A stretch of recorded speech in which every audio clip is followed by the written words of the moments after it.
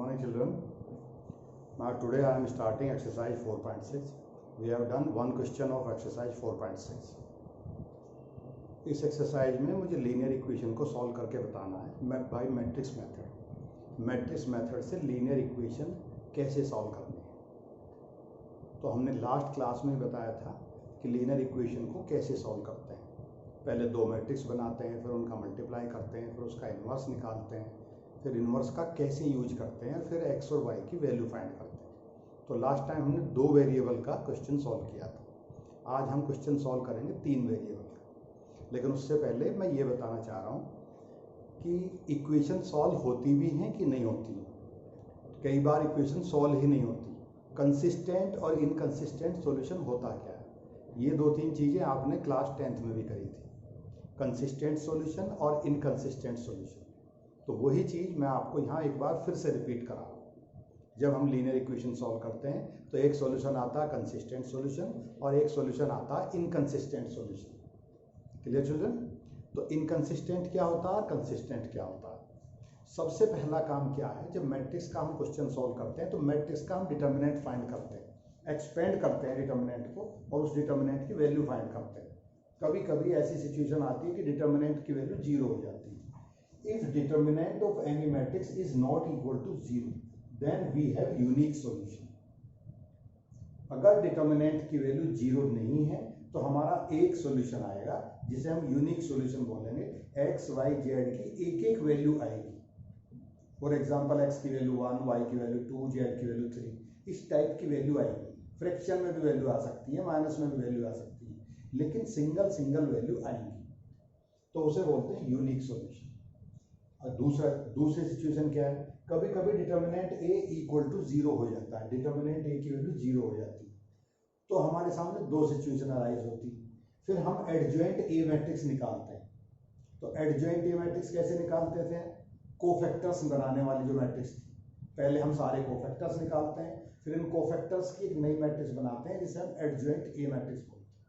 फिर उसको ए into adjoint ए करके देखते हैं, इन दोनों मैट्रिक्स का मल्टीप्लाई करके देखते हैं। अगर उसके बाद भी आंसर 0 आता है तो हम कहते हैं इनफाइनाइटली मैनी सॉल्यूशन। तो ये सॉल्यूशन भी हमें सॉल्व नहीं करना होता, ये हमारे सिलेबस में नहीं है। इस सॉल्यूशन को हम सॉल्व नहीं करेंगे, इनफाइनाइटली मैनी सॉल्यूशन सिर्फ हमें बताना है। Third condition, determinant A equal to 0 but A into adjoint A is not equal to 0। इस सिचुएशन में आंसर आता ही नहीं क्वेश्चन का, नो सॉल्यूशन। तो इसको भी हमें सॉल्व नहीं करना होता। तो हमारे सिलेबस में सिर्फ ये वाले कंडीशन है, determinant A is not equal to 0। If determinant A, सबसे पहला काम है डिटर्मिनेंट ए की वैल्यू फाइंड करना। अगर डिटर्मिनेंट ए 0 के इक्वल नहीं है तो हमें क्वेश्चन सॉल्व करना है। लेकिन कभी कभी एग्जाम्स में क्वेश्चन आता है कि सबसे पहले तो ये बताओ कि क्वेश्चन इनकंसिस्टेंट है या कंसिस्टेंट है। क्वेश्चन का आंसर सॉल्व होगा कि नहीं होगा। Clear children?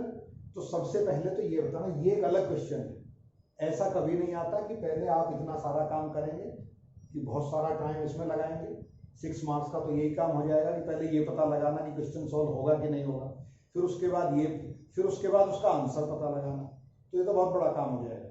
तो पहले ये पता लगाना, एक क्वेश्चन कंप्लीटली सिर्फ इसी बात का आएगा कि prove that question has consistent solution, clear, या इनकंसिस्टेंट सॉल्यूशन। और क्वेश्चन सॉल्व करने के लिए अलग से आएगा, दोनों काम एक साथ कभी नहीं। Clear children? तो पहला काम मैं ये बताता हूं, determinant A equal to is not equal to 0 तो unique solution. If determinant A equal to 0 and a into adjoint a is equal to 0 then we have many solution or infinitely many solution.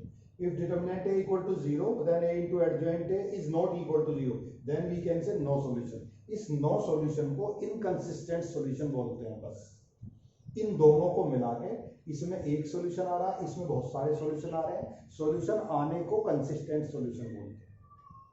Clear children? अब मैं question consistent या inconsistent का solve करके दिखा रहा हूं आपको। Okay,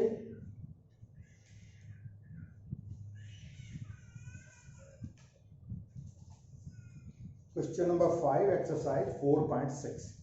question number 5,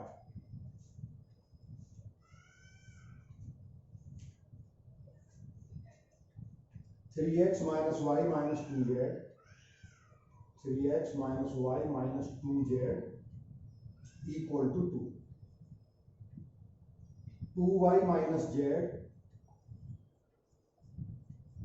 2y minus z equal to minus 1. 3x minus 5y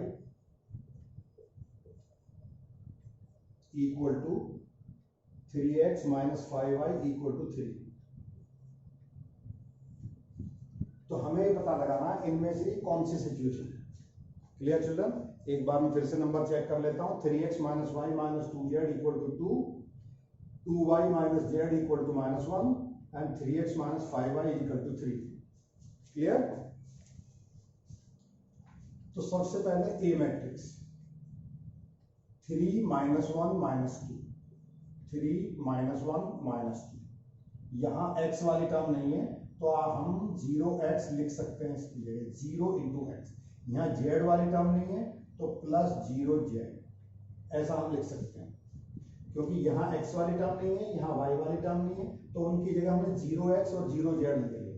तो ये नंबर हो गया हमारा 0, 2 minus 1, ये हो गया 3 minus 5 and 0. ये एक मैट्रिक्स हो गई. तो सबसे पहला काम हमें डिटर्मिनेंट ए सॉल्व करना है. देखो तीनों कंडीशन में सबसे पहला काम डिटर्मिनेंट ए को सॉल्व करना है. तो एक्सपेंड द डिटर्मिनेंट ए. तो डिटर्मिनेंट ए को हम ऐसे एक्सपेंड करते हैं. तो 3 इंटू 2 इंटू 0 0 माइनस 5 इंटू 1, ये हो गया 5. बीच वाले नंबर को हम माइनस का लेते हैं, लेकिन ये ऑलरेडी माइनस का है तो ये प्लस हो जाएगा. 1 into this into this 0 and minus 3 into minus 1, ये हो जाएगा प्लस 3.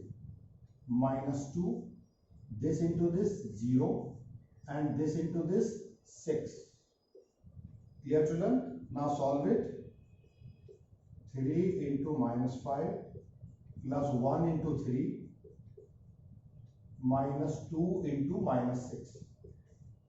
ओके, तो माइनस 3 जब 3 5 जब minus 15 plus 3 minus 12 plus 12. So here you will get minus 12 and plus 12.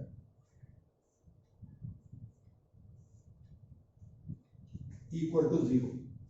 अब यहां से आप देखें determinant a equal to 0. Okay, तो इन दोनों कंडीशन में से कोई एक यूनिक सॉल्यूशन इसमें बिल्कुल नहीं है. क्लियर? कैसे पता लगा यूनिक सॉल्यूशन ये नहीं है? कि डिटर्मिनेंट ए की वैल्यू अगर 0 नहीं आती है, कोई और नंबर आता है 2 3 4 5 6 7 8 9 10 कुछ भी नंबर आता है तो इसे बोलते हैं यूनिक सॉल्यूशन. इस क्वेश्चन को हम किसी भी मेथड से सॉल्व नहीं कर सकते. या तो इसका आंसर होगा मैनी सॉल्यूशन या इसका आंसर होगा नो सॉल्यूशन. इन दोनों कंडीशन में से कोई सी एक कंडीशन लगेगी. अब हमारा आगे का स्टेप क्या है? अब हमें एडजॉइंट ए मैट्रिक्स फाइंड करनी है, क्योंकि एडजॉइंट ए मैट्रिक्स से पता लगाएंगे हम ए इंटू एडजॉइंट ए करके देखना पड़ेगा. अगर उसका आंसर 0 आता है तो मैनी सॉल्यूशन, अगर ए इंटू एडजॉइंट ए 0 नहीं आता है तो नो सॉल्यूशन. Clear children? तो अब हम पता लगाते हैं एडजॉइंट ए मैट्रिक्स का. तो उसके लिए हमें कोफैक्टर्स निकालने होते हैं. C11 this into this minus this into this. 0 minus 5 minus 5. C12 this into this minus 3. So 0 plus 3, that is plus 3. Clear? This into this plus this. अब आगे इसका 0 into minus 5 0, C13 0 minus 6, ये minus 6. Second line started 2 1 यहां से, this into this 0 and this into this 5 हो जाए 10 minus 10, 0 minus 10. C22 this, तो this into this 0 minus this into this plus 6, 0 plus 6, तो ये आया प्लस 6. C23 ये वाला element this into this, 3 5 are 15, minus 15 plus 3, minus 15 plus 3 minus 12. Now C31 यहां से स्टार्ट करना है. This into this, 1 plus 4, 1 plus 4, that is 5. C32, this into this, minus 3 minus 0. C33, this into this, 3 2 is 6 minus 0. अब एक column हमारा ये हो गया, दूसरा कॉलम हमारा ये हो गया, तीसरा कॉलम हमारा ये हो गया. Clear children? अब साइन चेंज करने हैं. किस किस का साइन चेंज करना है? कोफैक्टर में आपको पता है किस किस का साइन चेंज करना होता है. जिनका दोनों का सम 1 plus 2, इन दोनों का सम ऑड नंबर बन रहा है. So change this sign, this and this. 3 plus 2 ये भी 5 होता है. जिन दोनों नंबर का सम रो और कॉलम दोनों को मिला के उसका सम अगर ऑड नंबर बन रहा है तो उसको उसका साइन चेंज करना. तो यहां माइनस हो जाएगा, ये प्लस हो जाएगा. Again we get plus here, similarly यहां भी प्लस. तो एक नई मैट्रिक्स बनेगी अब जिसे एडजॉइंट ए मैट्रिक्स बोलते हैं. Clear children? So adjoint a matrix. -5 -3 -6, -5 -3 -6, -5 -3 -6. इस बात को आप याद रखना कि इसको कॉलम 1 लिखना है, इसको कॉलम 2 लिखना है, रो वाइज नहीं लिखना है. 10 6 12, 10 6 12, 5 3 6.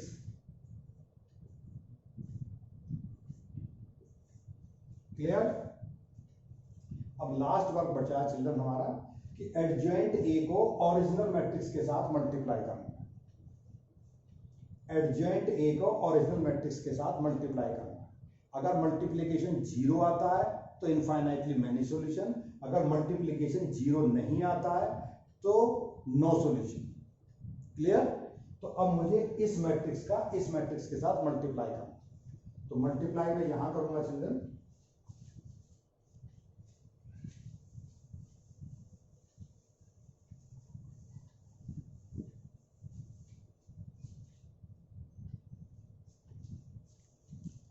So A matrix was equal to, what was A matrix? 3 minus 1 minus 2, A into adjoint A.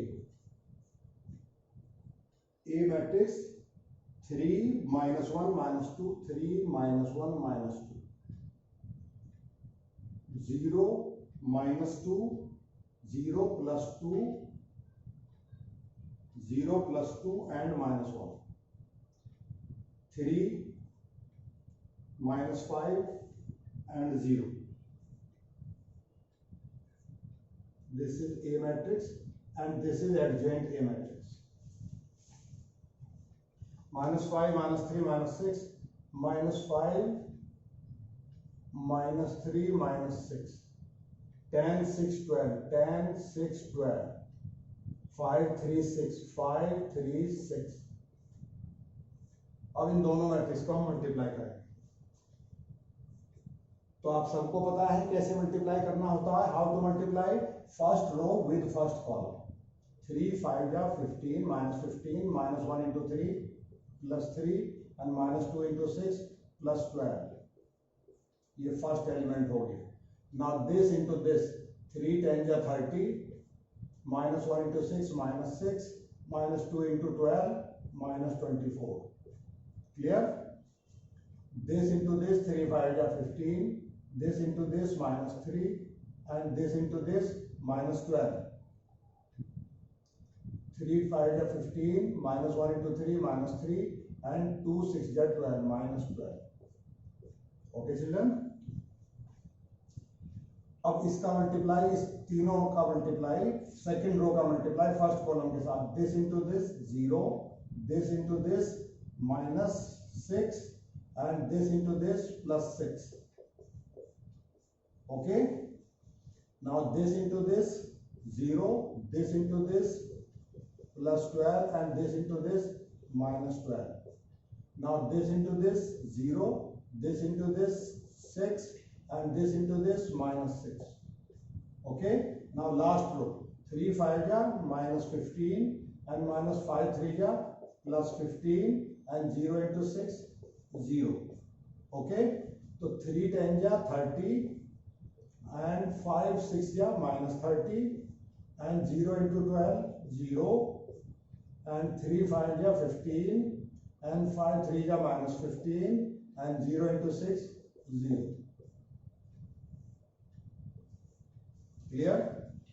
So minus 15 plus 15, minus 15 plus 15, 30 minus 30, and 15 minus 15, and minus 6 plus 6, 12 minus 12, 6 minus 6, minus 15 plus 15, and 30 minus 30, and 15 minus 15. ये सब zero हो जाते हैं. This this this this this this this this this this. तो 0 0 0 0 0 0 0 0 0. अब यहां side में से देख के आप बताएंगे क्या आंसर. इन तीनों कंडीशन में से कौन सा आंसर वेरीफाई हो रहा है. सबसे पहले हमने डिटर्मिनेंट ए फाइंड किया, वो 0 था, इक्वल टू 0 वैल्यू आई थी. डिटर्मिनेंट ए की वैल्यू क्या थी? 0. तो इसका फर्स्ट कंडीशन को तो हमने छोड़ दिया. अगर डिटर्मिनेंट ए की वैल्यू 0 नहीं आती है तब फर्स्ट कंडीशन अप्लाई होती है, उसे यूनिक सॉल्यूशन बोलते हैं, और उस क्वेश्चन का ही हम एक्स वाई जेड की वैल्यू फाइंड कर सकते हैं. अगर डिटर्मिनेंट ए की वैल्यू 0 आ जाती है तो ये दो कंडीशन अप्लाई होंगी. उसके बाद हमें एडजॉइंट ए मैट्रिक्स फाइंड करनी पड़ेगी. एडजॉइंट ए के लिए मुझे कोफैक्टर निकालने पड़ेंगे. कोफैक्टर निकालने के बाद एक नई मैट्रिक्स बनाई हमने, एडजॉइंट ए मैट्रिक्स. फिर ए इंटू एडजॉइंट ए, दोनों जगह, इस केस में भी और इस केस में भी, ए इंटू एडजॉइंट ए मल्टीप्लाई करके देखना पड़ेगा. अगर आंसर 0 आता है तो इनफाइनाइटली मैनी सॉल्यूशन, अगर आंसर 0 नहीं आता है तो नो सॉल्यूशन. तो अब हमारी सिचुएशन क्या है? ए इंटू एडजॉइंट ए मल्टीप्लाई किया, सारे आंसर 0 हो गए. तो इस केस को हम ये वाला केस बोलेंगे. This is the second case. तो सेकंड केस में क्या है? Infinitely many solution. System has infinitely many solution.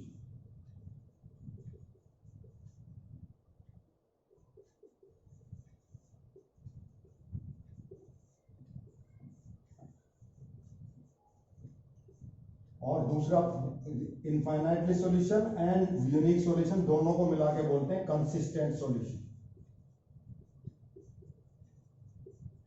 Consistent. तो it has consistent solution.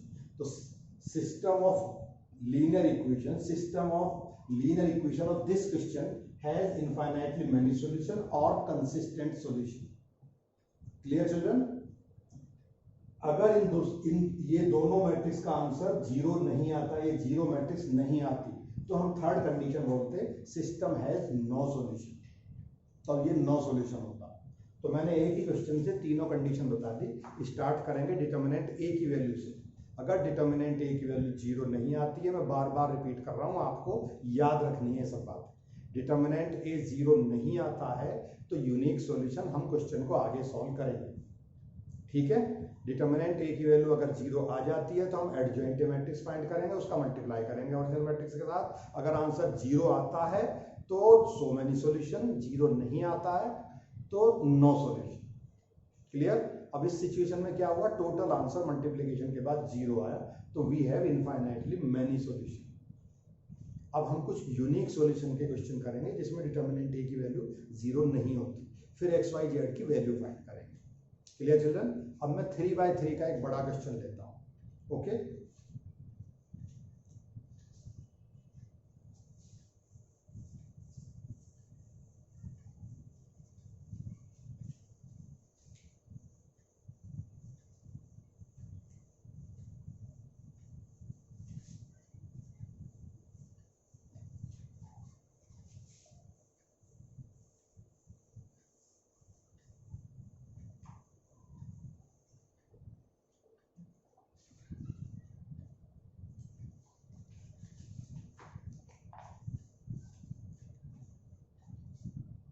Question number 13 children.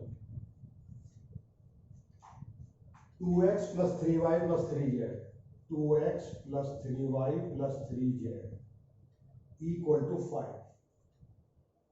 x minus 2y plus z.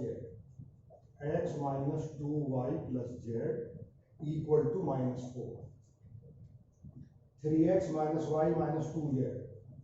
3x minus y minus 2z equal to 3. Clear children? तो सबसे पहले काम हमें क्या करना है? First of all find matrix A. 2 3 3 2 3 3 1 minus 2 plus 1 1 minus 2 plus 1 3 minus 1 minus 2.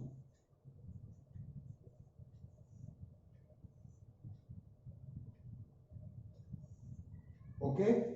X matrix x equal to x y and z. ये x matrix होगी. और एक b मैट्रिक्स होती है जो इधर से आती है 5 minus 4 plus 3. 5 minus 4 plus 3. आप क्वेश्चन लिखने के बाद उसके नंबर जरूर चेक कर लिया करें, क्योंकि अगर प्लस माइनस की छोटी सी भी माइनर से भी मिस्टेक है तो पूरा का पूरा आंसर गलत हो जाएगा. तो check it once again. 3x 2x plus 3y plus 3z equal to 5. x minus 2y plus z equal to minus 4. 3x minus y minus 2z equal to 3. So clear children? So 2 3 3 1 minus 2 plus 1 3 minus 1 minus 2. x y z 5 minus 4 plus 3. A matrix X Y Z के जो आगे number लिखे हुए हैं उसे ए matrix बोलते हैं. और capital X matrix X Y Z जितने भी वेरिएबल होते हैं उनसे एक मैट्रिक्स बनती है कॉलम मैट्रिक्स, उसे बोलते हैं एक्स मैट्रिक्स. और बी मैट्रिक्स होता है जो इधर आंसर लिखा होता है 5 minus 4 plus 3. In linear equations की जो वैल्यू लिखी होती है आगे वो होती है बी मैट्रिक्स. तो सबसे पहला काम क्या? वी नो दैट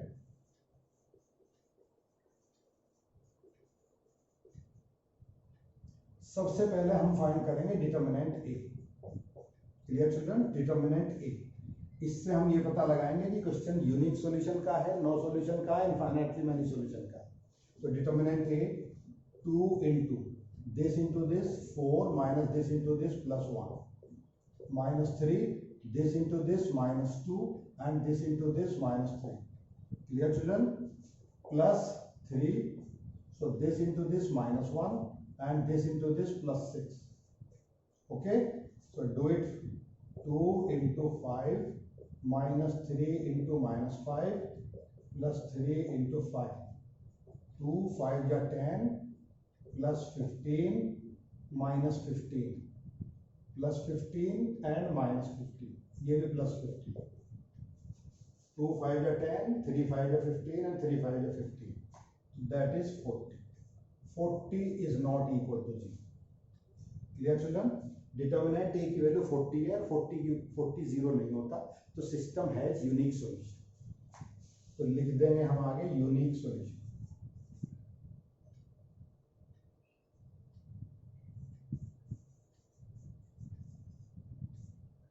सिस्टम है यूनिक सॉल्यूशन. अब इसके बाद वी नो दैट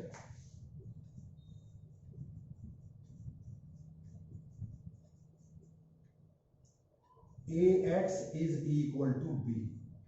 इस मैट्रिक्स को x मैट्रिक्स के साथ मल्टीप्लाई करेंगे तो ये तीनों इक्वेशन आएंगी and that is equal to 5 minus 4 plus 3. तो 5 minus ax is equal to b. a matrix को x मैट्रिक्स के साथ मल्टीप्लाई करेंगे तो b आंसर आना चाहिए जो राइट हैंड साइड में लिखा हुआ है. तो x will be equal to a inverse into b. Clear children? a inverse into b. अब a इनवर्स का फॉर्मूला क्या है? Adjoint a dividing by determinant a. ये a इनवर्स निकालने का फॉर्मूला. तो अब सबसे पहले हम एडजॉइंट a फाइंड करेंगे. Determinant a we have found already. Determinant a की वैल्यू हमने ऑलरेडी फाइंड कर ली. तो सबसे पहले एडजॉइंट a मैट्रिक्स फाइंड करेंगे. एडजॉइंट a के लिए कोफैक्टर्स निकालना है. सबसे पहले cofactors.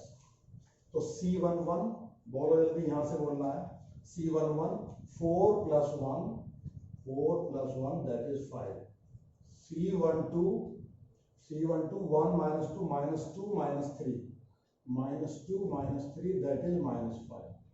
C13 this into this minus 1 plus 6 minus 1 plus 6 that is plus 5. Clear children?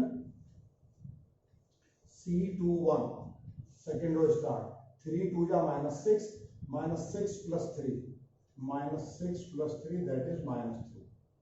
C22 this into this minus 4 minus 9 minus 4 minus 9 2 2 ja minus 4 and minus 9 yes minus 13. So C23 this into this minus 2 minus 9 minus 2 minus 9 that is minus 11. C31 third row start 3 1 ja 3 minus 6 3 plus 6 that is plus 9. C32 this into this 2 minus 3 that is minus 1. C33 minus 2 2 ja minus 4 minus 3 minus 4 minus 3 that is minus 5. Clear children? So अब sign change करने हैं तो जो odd number है उनके sign change करने हैं. तो ऑड नंबर ये है तो एक ये है ये और ये तो इनके साइन चेंज करो. ये हो गया प्लस 5 ये हो गया प्लस 3 ये हो गया प्लस 11 ये हो गया प्लस 1. तो this is first column this is second column and this is third column. तो एडजेंट ए मैट्रिक्स क्या बन गई? एडजेंट ए मैट्रिक्स. अब 5 5 5 3 13 minus 13 11 9 1 and minus 7.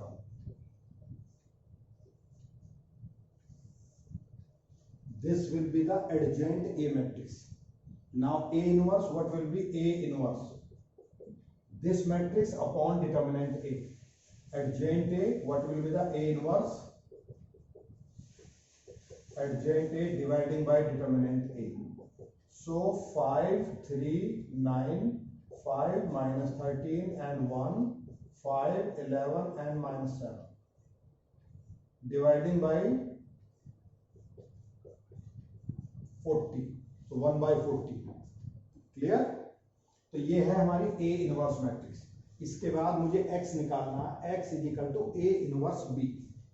Now capital X is equal to A inverse B.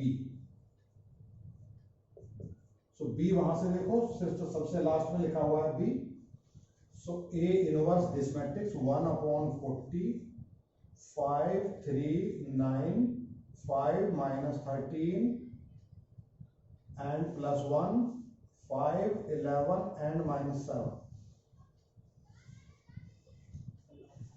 into 5 minus 4 plus 3. इसका multiply इसके साथ 1 upon 40 outside. So 5 5 ja 25 3 4 ja 12 minus 12 9 3 ja 27 5 5 ja 25 minus 13 4 ja plus 52 and 1 3 ja 3. Clear? 5 5 ja 25 11 4 ja minus 44 and 7 3 ja minus 21. Clear? अब इसको solve करो. 1 upon 40 25 plus 27 52 52 minus 12 ये हो गया 40. Okay children. 25 plus 3 28 28 plus 52 ये है 80. 25 44 plus 21 44 plus 21 ये बन गया 65 minus 65 plus 25 तो minus 40. Clear children. अब सबको 40 से डिवाइड कर दिया. सो ये आ गया 1 2 एंड माइनस 1. तो x मैट्रिक्स हमने क्या बोला था? x is equal to x, y and z, and that is equal to 1, 2, minus 1. So x is equal to 1, y is equal to 2 and z is equal to minus 1. Clear children? So this will be the answer. In values को आप कोई सी एक equation में put करके जरूर देखेंगे जिससे आपको आंसर कंफर्म हो जाए। x is equal to 1, y is equal to 2, z is equal to minus 1। तो यहाँ पुट करके देखेंगे x इज इक्वल टू 1 तो ये बन गया 2, y इज इक्वल टू 2 तो ये हो गया 6 and z is equal to minus 1 तो ये हो गया माइनस 3। 6 प्लस 2 8, 8 माइनस 3 5 होता है। So this is confirm. X Y z की वैल्यू निकालने के बाद कोई सी एक इक्वेशन में हम एक्स वाई जेड की वैल्यू पुट कर लेंगे। अगर वो वैल्यू कंफर्म होती है तो इसका मतलब पूरा क्वेश्चन हमने ठीक किया, हमसे कोई छोटी मोटी मिस्टेक नहीं हुई है, कोई माइनर मिस्टेक भी हम लोगों ने नहीं की है। Clear children? तो एक बार में पूरा प्रोसीजर फिर से रिपीट कर रहा हूँ। सबसे पहला काम, write all the equations, separate into two matrix, separate the question into three matrix, one is A matrix, second is X matrix and third is B matrix. Then find determinant A, इस matrix का determinant find करना है expand करने से। Expand करने के बाद determinant A की वैल्यू 40 आई। इसके बाद हम जानते हैं, we know that the formula ax is equal to b, तो x will be equal to a inverse b, a raise to power minus 1 into b। अब a इनवर्स निकालने का अलग से मेथड है, adjoint a dividing by determinant a। तो determinant a तो हमारे पास है ऑलरेडी, एडजॉइंट a नहीं है। एडजॉइंट a कोफैक्टर वाली मैट्रिक्स को बोलते हैं। तो सबसे पहले कोफैक्टर निकालेंगे, कोफैक्टर निकाल लिए, फिर इन कोफैक्टर्स के साइन चेंज कर लिए जिनका सम ऑड बन रहा है। उसके बाद ये एडजॉइंट ए मैट्रिक्स हो गई। सो एडजॉइंट ए मैट्रिक्स को डिटर्मिनेंट ए से डिवाइड करेंगे तो ये बन गया हमारी a inverse matrix. So this is a inverse matrix. अब इसके बाद formula x is equal to a inverse b, b का इसके साथ मल्टीप्लाई करेंगे। मल्टीप्लाई करने के बाद ये आया 40, 80, 40, 40 से डिवाइड कर दिया तो 1, 2, minus 1। So x is equal to 1, y is equal to 2, z is equal to minus 1। फिर कोई सी भी एक इक्वेशन में ये वैल्यूज हम पुट करके देख लेंगे और वैल्यू अगर वेरीफाइड हो जाती है then we can say the answer is absolutely correct. Clear children? थोड़ा सा लंबा प्रोसीजर है, 2-3 क्वेश्चन में इसके और कराऊंगा आपको next time. Okay, thank you and have a nice day.